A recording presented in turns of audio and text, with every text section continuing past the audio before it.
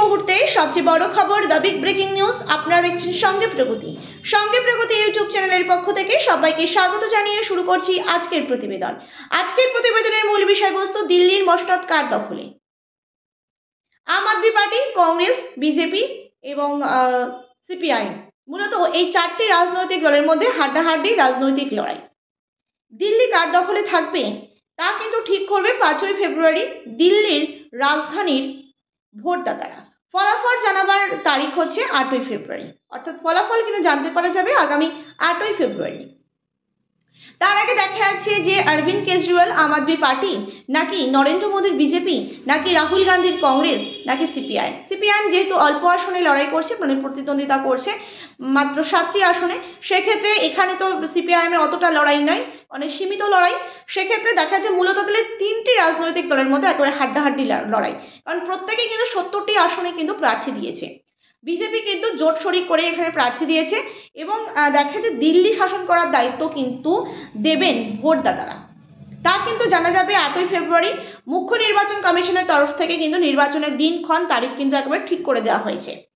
প্রায় এই দিল্লিতে মোট ভোটদাতার সংখ্যা হচ্ছে 1,55,00,000। তার মধ্যে কিন্তু প্রায় 2 লক্ষ ভোটার এবছর কিন্তু নতুন করে তারা ভোট দেওয়ার সুযোগ। প্রিয় দর্শক বন্ধু, আপনারা দেখছেন সঙ্গে প্রগতি। সঙ্গে প্রগতি ইউটিউব চ্যানেলে নতুন দর্শক হয়ে থাকলে অবশ্যই চ্যানেলটিকে সাবস্ক্রাইব করে পাশে থাকুন নতুন নতুন ভিডিওর আপডেট পাওয়ার জন্য। ভিডিওটি ভালো লেগে থাকলে অবশ্যই লাইক করুন, শেয়ার করুন, আপনাদের মতামত অবশ্যই কমেন্ট বক্সে কমেন্ট করে জানান। রাজীব কুমারের দাবি ইভিএম হ্যাক করার সম্ভব নয়, এমনটাই তিনি কিন্তু দাবি করেছেন। এটা নিয়ে কিন্তু ফুল প্রুফ ব্যবস্থা করা আছে এবং এই বিষয়ে প্রতিটি অভিযোগ কিন্তু তদন্ত করে দেখা হবে, এমনটাই কিন্তু তিনি জানিয়েছেন। সুতরাং দেখা যাচ্ছে ভোট হবে একেবারে শান্তিপূর্ণভাবে, তা বলা যেতে পারে। কোনো রকমের কারচুপি করার কোনো জায়গা নেই এবং ইভিএম হ্যাক করার কিন্তু করার কিন্তু সম্ভব নয়, এমনটাও কিন্তু জানিয়েছেন রাজীব কুমার। এবার দেখা যাচ্ছে যে এই আম আদমি পার্টির নেতা অরবিন্দ কেজরিওয়াল, তিনি কিন্তু 3 বার মুখ্যমন্ত্রী হয়েছেন দিল্লির এবং দেখা যাচ্ছে 2013 সালে তিনি প্রথম কংগ্রেসের সমর্থনে এবং তারপরে 2015 সালে তিনি বিপুল ভোটে জয়যুক্ত হয়েছিলেন এবং 70টি আসনের মধ্যে তিনি কিন্তু 2015তে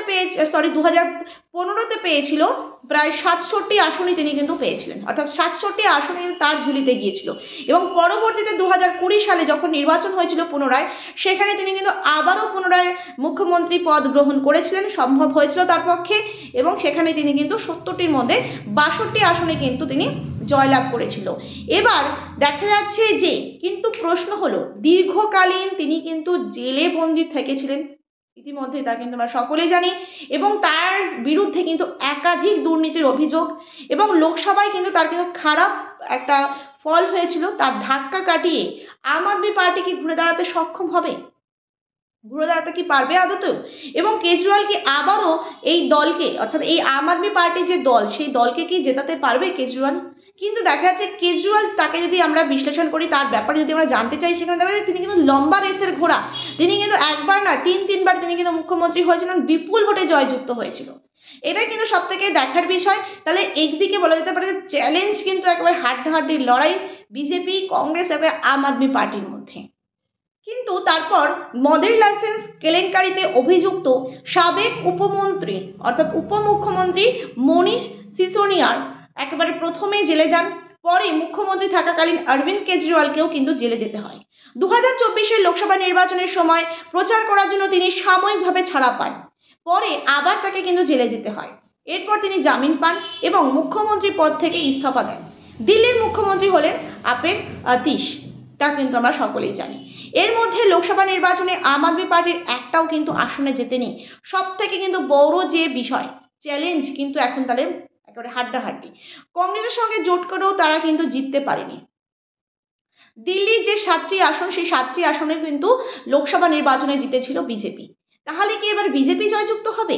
এটাই কিন্তু এখন চ্যালেঞ্জের মুখে আম আদমি পার্টি, নাকি ম্যাজিক দেখাতে পারবে এই অরবিন্দ কেজরিওয়াল? ইতিহাস বলছে দিল্লির ভোটে কেজরিওয়াল একের পর এক সাফল্যের পেছনে আছে জনমোহিনীর সিদ্ধান্ত, মানে জনগণ কিন্তু তাকে একেবারে সাপোর্ট করেছিল, জনগণের পিপুল সাপোর্ট তিনি পেয়েছিল। তিনি প্রথমে স্লোগান দেন বিজলি হাফ পানি মাফ, অর্থাৎ বিদ্যুতের মাসুল অর্ধেক করা হবে, তারপরে জলের মাসুল কার্যত দিতে হবে না, বিশেষ করে গরিবদের। পরে ক্ষমতায় এসে তিনি প্রতিশ্রুতি পালন করেন। এরপর তিনি মেয়েদের সরকারি বাসে যাতায়াত ফ্রি করে দেন, বিভিন্ন জায়গায় মহল্লা ক্লিনিক করে বিনা চিকিৎসার ব্যবস্থা করেন, সরকারি স্কুলের হাল ফেরার ব্যবস্থা তিনি তার মাধ্যমে কিন্তু করা হয়। এবার কেজরিওয়ালের হাতিয়ার এমনই একটি ঘোষণা যে আম আদমি পার্টি ক্ষমতায় এলে মেয়েদের মাসে 2100 টাকা করে কিন্তু দেওয়া হবে।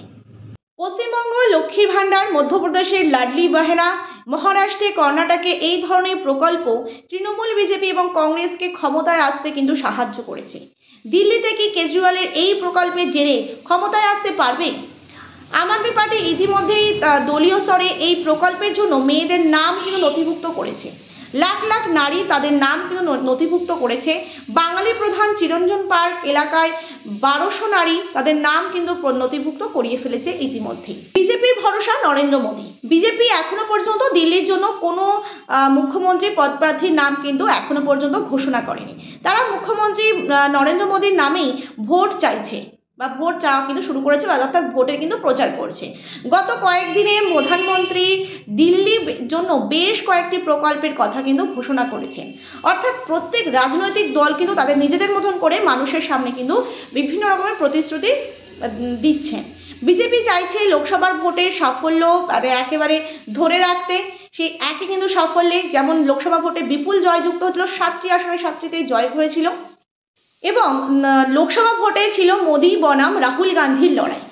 সেখানে কিন্তু কেজরিওয়ালের ভূমিকা ছিল খুবই কম। কিন্তু এবার কেজরিওয়ালের বিরুদ্ধে বিজেপিকে লড়তে হবে। কংগ্রেসের অবস্থা যদি আমরা দেখি, এবার দিল্লিতে কিন্তু দীর্ঘদিন ধরে শাসন করলেও গত 2টি বিধানসভা নির্বাচনে কংগ্রেস একটিও আসনে জিততে পারেনি।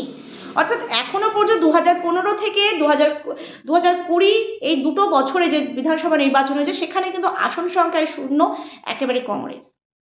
এবং এবার কি তারা পারবে সেটাই কিন্তু দেখার বিষয়। কংগ্রেস দিল্লিতে সরকার বানাবে তা দলের অতি বড় সমর্থকও মনে করেন না। তবে তারা দাবি করেছেন দল এবার কয়েকটি আসনে জিতবে, তাদের ভোটের হার কিন্তু বাড়বে। এমনকি কোনো দল সংখ্যাগরিষ্ঠতা না পায় এবং কংগ্রেস কয়েকটি আসন জিততে পারে, তাহলে কিন্তু বেশ গুরুত্ব অনেকটাই কিন্তু বাড়বে, এমনটাই কিন্তু দলের মধ্যে কিন্তু আলোচনার একটা বিষয়। এবং কেজরিওয়ালের আসন কিন্তু কমবে, তা কিন্তু সকলের মধ্যে একটা রাজ্য রাজনৈতিক মহলে কিন্তু এই নিয়ে বিরাট বড় জল্পনা কল্পনা।